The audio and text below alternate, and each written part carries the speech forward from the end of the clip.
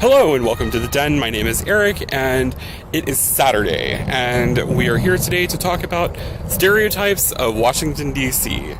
So without any further ado, let's get to the stupidest fucking questions I hear all the time.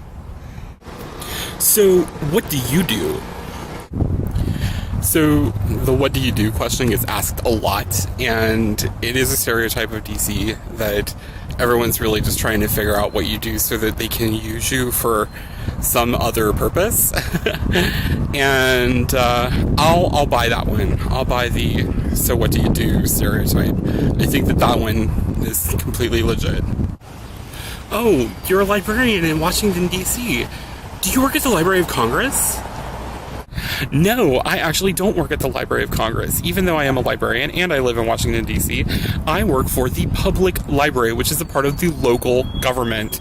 And before, when I worked for the federal government, I did not work at the Library of Congress then either. I worked at the government printing office, which is a totally different thing. And there are probably about 100 different libraries in Washington, D.C., and the Library of Congress is only one of them. It's a huge one. It's one that's nationally recognized, but every government agency pretty much has their own library system. There's also the school libraries, all the university libraries. There's a ton of universities that are right here in the district, and there's all of the public libraries, of which there are 26 locations. I mean, to assume that I work at the Library of Congress is a crazy statement, but I can understand it if you don't know that much about the city. Can't you just, go down to the Capitol building and tell them whatever it is that I'm telling you? Because they're right there. I mean, come on. So, when's the last time you went to your state capitol? I mean, it's not the kind of thing that people do every single day to just, go march on down to their Capitol building and demand something. I mean, unless it's something that's seriously, seriously bad, it just doesn't really happen. I mean, and this is the national capital, and there's a whole nother can of worms that we're going to talk about in a second. Did you hear about that Supreme Court decision? I don't really follow the Supreme Court all that much. There are certain things that I do pay attention to, but it's just like any other news thing. I don't stand out in front of the Supreme Court and demand justice. I don't go down to the Capitol building and give people a piece of my mind, mostly because nobody there will talk to me anyways. And I don't go to the White House to borrow sugar from the Obamas. It just doesn't happen, right? Do you know the president? No, I actually don't know the president. Do you know your governor personally? Do you just go down to the governor's mansion and borrow sugar from them? Probably not. You must really be into politics. God, Washington is so corrupt. How can you stand it? When people talk about corruption in Washington, they're talking about the Capitol building.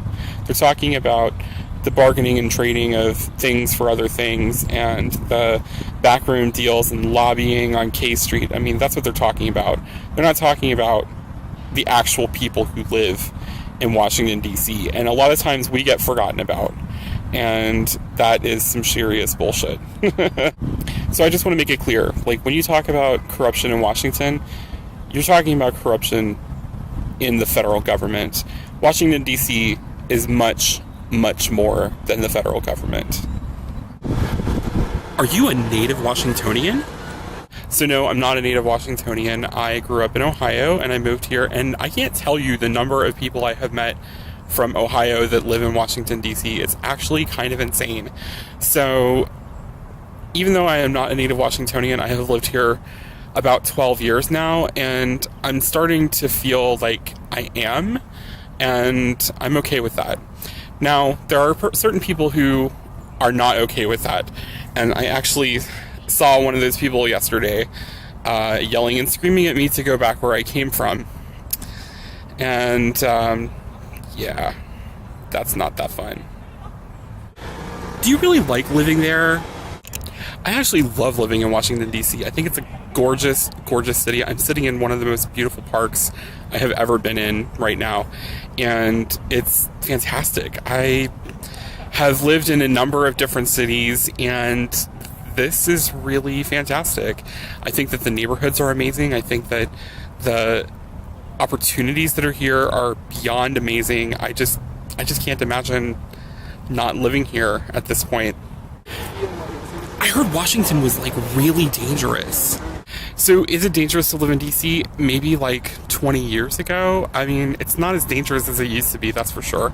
I mean, yeah, there was a lot of crime, there was a lot of murder, but that has all like gone way, way, way, way, way, way down. I mean, it's hardly ever a thing that you even hear about people getting mugged, but there's still crime, yeah, just like any city, but it's not the crimiest city. Wait, didn't you have a mayor that smoked crack? Yes, we did in fact have a mayor who smoked crack, and there was a whole big bunch of jokes about that, but I grew up in Cincinnati. Jerry Springer was the mayor of Cincinnati. Let that sink in for a second. And I mean, come on, Toronto right now with Rob Ford. I am sorry, Rob Ford. I am sorry for Canada. But, I mean, you're no Marion Barry. Oh, you mean the other Washington? So I lived in Seattle for a few years, and one of the recurring refrains that we got when I lived in Seattle was about the other Washington. But, you know, hearing all those political ads for like the Maria Cantwell election in 2000 or something, like that was just so crazy making to hear the other Washington, like it was some sort of force of evil. This is a beautiful place, and the national politics here are not the be-all end-all of what happens in Washington, D.C. So why does it say taxation without representation on your license plates? So the reason why it says taxation without representation on our license plates is because we have no official representation in Congress. So the District of Columbia is not a state, it is a district. People actually live here, however, and they are completely disenfranchised in their voting. So you, living in your state, can vote for a congressman, a senator, a representative, any number of things, and send them here to Washington, and write to them and tell them and give them a piece of your mind. But for me, we have shadow representatives and shadow senators, and they're not even given a chance to speak unless someone from a proper state gives them the right to speak. So when our license plates say taxation without representation, it's because we are taxed at the federal level, and we are not given a voice in Congress, and there are 700,000 people who live in Washington, D.C. Let that sink in for a minute. That's larger than the state of Wyoming. They get 2 senators and a representative, and they have a right to speak up in Congress and propose legislation and all of that stuff, and we don't. It's a little crazy making, because when I lived in Seattle, I would write to my representatives, and when I lived in Cincinnati, I would write to my representatives, and I can't do that here, and it annoys the shit out of me. I want to be able to tell people that I don't agree with something, and even though I can write to my representative, Ms. Holmes Norton, it does me no good. It does me no good whatsoever, and because she has no vote. She has no vote in Congress. She has no right to speak unless someone allows her to speak, and it's total bullshit, and it needs to be fixed. So that's everything I've got for you today. I hope you enjoyed this video. If you did, please go down to the like button, give me a thumbs up. And if you want to see more videos like this, please subscribe to our channel on YouTube. Just go down there into the crotch shoulder area and click subscribe. And you can also follow us on facebook.com/men of the den, Twitter, YouTube, Instagram, etc., etc. And I will see you all later.